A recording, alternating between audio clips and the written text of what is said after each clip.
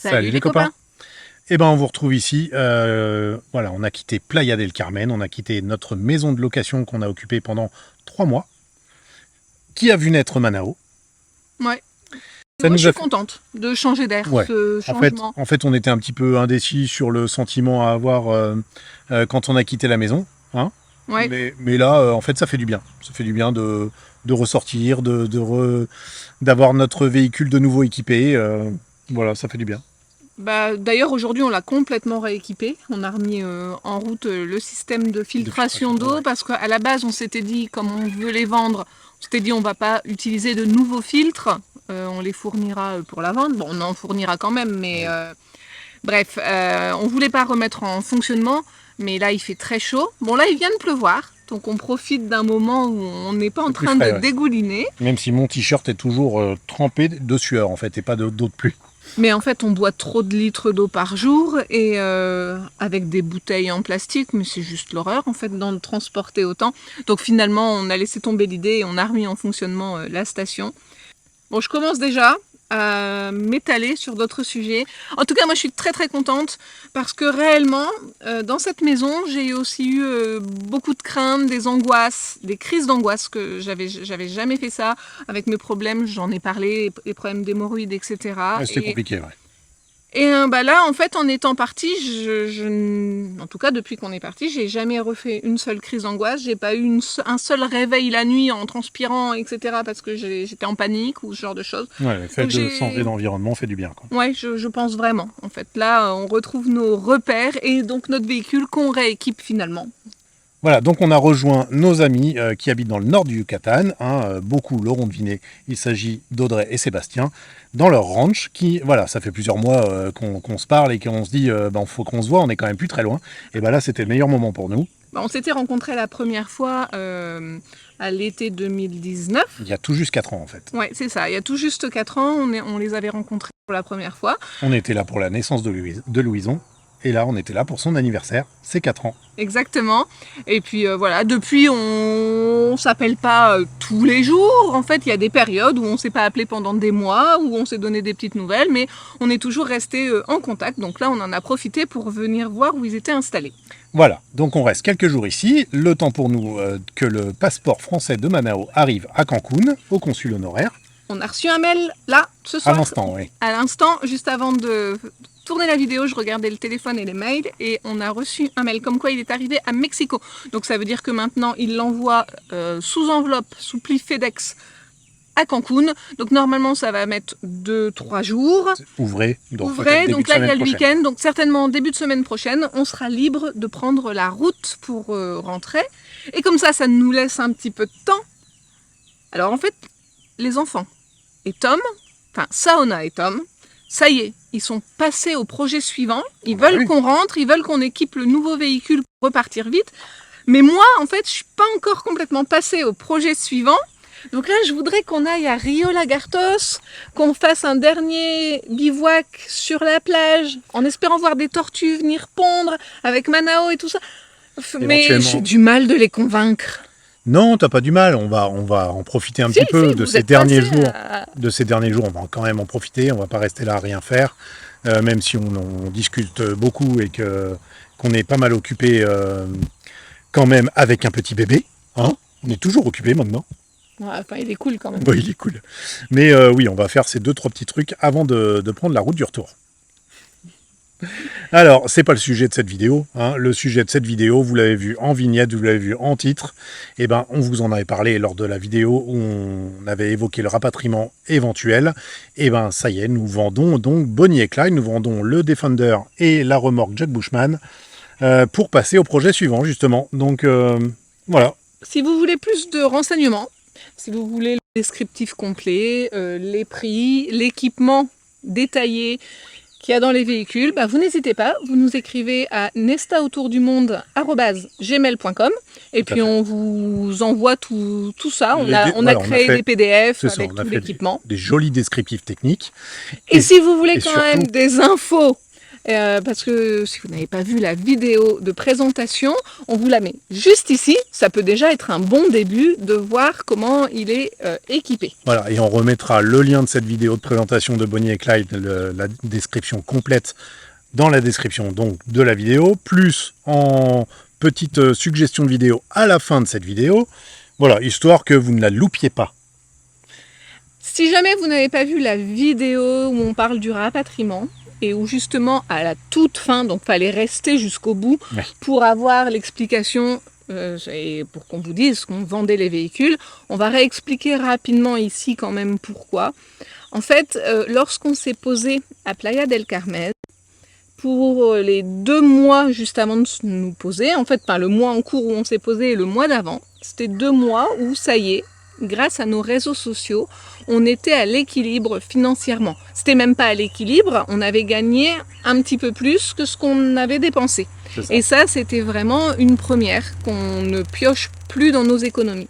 Et c'était d'ailleurs notre objectif ultime, on avait besoin de ça, d'y arriver avant la naissance de Manao. Donc franchement, c'était dans un mouchoir de poche, mais on a réussi, on était super contents. Puis ensuite, il s'est passé tout ce qui s'est passé avec les problèmes de santé.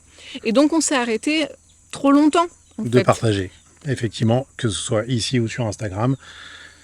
On avait besoin de temps pour nous.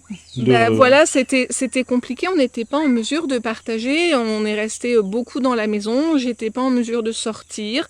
Enfin voilà, on a déjà tout détaillé, donc vous savez tout. Et on ne pouvait pas financièrement se permettre de faire ça. Parce que sur les réseaux sociaux, en fait, c'est simple. Vous travaillez, vous gagnez de l'argent, vous vous arrêtez, vous ne touchez rien du tout. Alors, c'est pas vrai.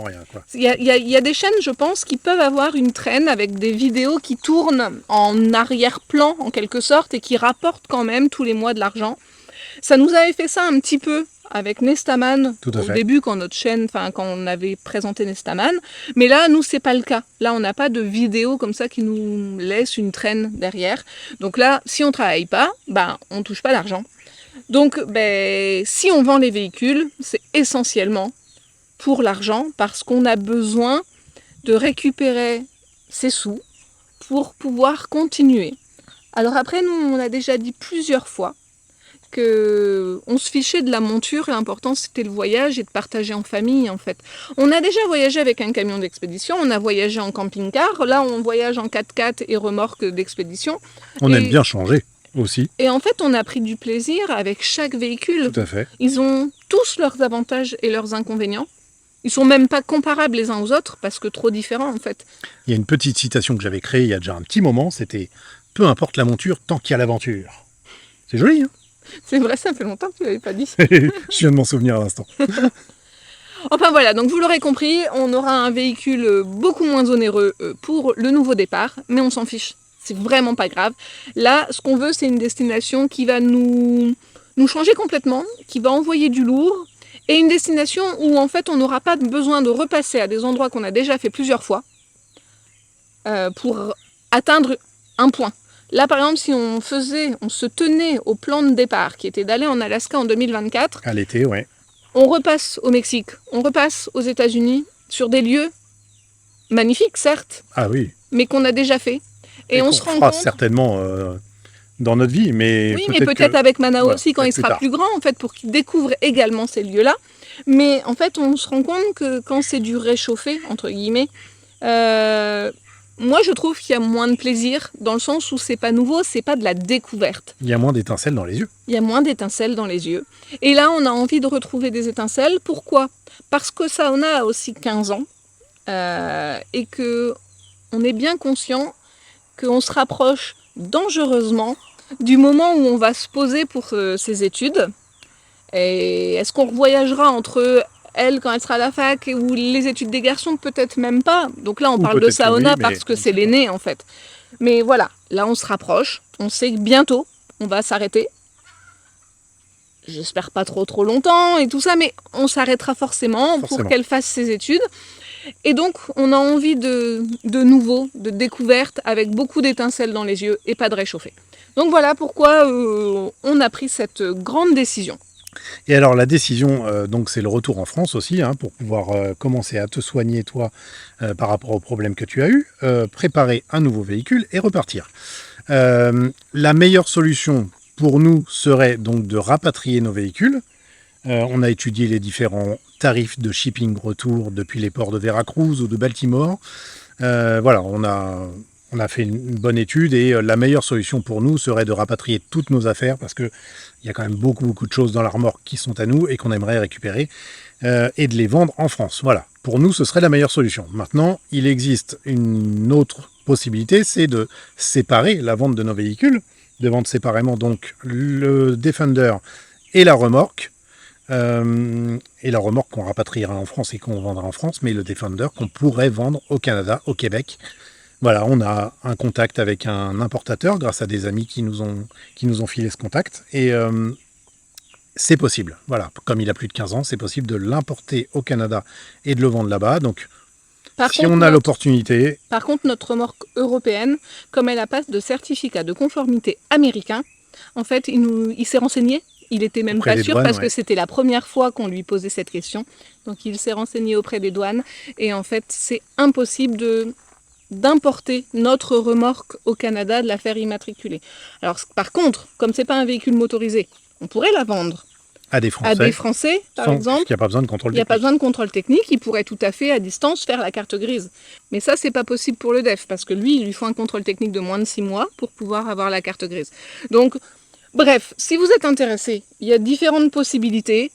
Nous, bien évidemment, ce serait peut-être plus simple si on vendait l'ensemble. Maintenant, si vous êtes intéressé soit par le 4x4, soit par la remorque, on peut tout étudier et on vous expliquera clairement ce que l'importateur nous a dit par rapport aux possibilités, par rapport aux tarifs. D'ailleurs, on est toujours en attente. Il était censé nous envoyer un mail aujourd'hui. Oui, aujourd'hui, ce matin, mais on ne l'a pas encore eu. Il va peut-être falloir le relancer. Je pense qu'il doit étudier la chose. Oui, peut-être. Bon. Pour connaître ses prix et combien ça coûte, toutes ces démarches, etc. Bon, disons que dans tous les cas, il y a plusieurs possibilités. Voilà, mais forcément, celle qu'on privilégie, c'est d'avoir des acheteurs en France qui nous prendraient l'ensemble. Forcément, on préférerait cette solution-là. À la rigueur, ce serait plus simple. Alors oui, ça nous fait payer un shipping de retour et en fonction d'où les gens vont aller, ça leur fait payer aussi un shipping. Mais malheureusement, de toute façon, on est un peu coincé pour la vente ici sur le continent américain, si on veut être dans les clous. Parce qu'il y a beaucoup de véhicules de voyageurs qui se vendent quand même. Entre Français, mais on préférerait avoir tout bien faire avec des papiers qui ne poseront pas de problème parce qu'en plus ça se fait beaucoup en Amérique du Sud. Ça c'est plus facile. Parce que c'est plus facile avec des pots d'air, etc. Enfin bref, je vous passe tous les détails de la procédure. Mais là par contre, avec un papier, une carte grise qui ne serait pas au nom, les gens, ici on ne rentre pas au Mexique en fait. Non. On ne peut pas importer le véhicule ça se fait pas comme ça. Si la carte grise n'est pas au nom du conducteur.